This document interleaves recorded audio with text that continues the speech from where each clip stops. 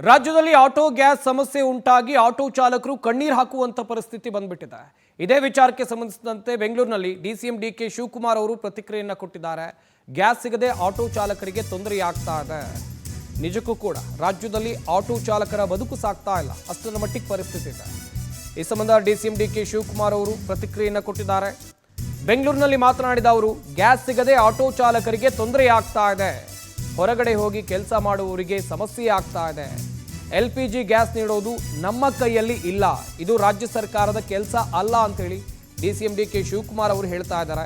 ಕೇಂದ್ರ ಸರ್ಕಾರ ಇತ್ತ ಸಮಸ್ಯೆಯನ್ನ ಗಮನ ಹರಿಸಿ ಅಂತ ಹೇಳಿದ್ರೆ ಸಮಸ್ಯೆ ಬಗ್ಗೆ ಗಮನ ಹರಿಸಿ ಸಮಸ್ಯೆಯನ್ನ ಪರಿಹರಿಸಬೇಕು ಎನ್ನುವುದಾಗಿ ಹೇಳಿದ್ದಾರೆ. ಕೇಂದ್ರ ಸರಿಯಾಗಿ ನೀತಿಯನ್ನು ರೂಪಿಸುವಲ್ಲಿ ವಿಫಲವಾಗಿದೆ.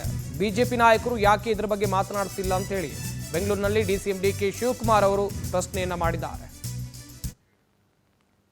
ಆಟೋ ಡ್ರೈವರ್ಸ್ಗೆ ಎಲ್ಲ ಟ್ರಾನ್ಸ್ಪೋರ್ಟೇಷನ್ ತೊಂದರೆ ಆಗ್ತಿದೆ. ಆಟೋಗೆ, ಹೋಟ್ಲ್ಗೆ ಇದಿಲ್ಲದೆ ಹೋದ್ರೆ ಚಿಂತೆ ಇಲ್ಲ. ಮನೆಗಳಿಗೆ ಬೇಕಾದ್ರೆ ಸ್ಟವ್ ಮಾಡ್ಕೊಳ್ತಾರೆ, ಸ್ಟವ್ ಅಂದ್ರೆ ಹೀಟ್ರು.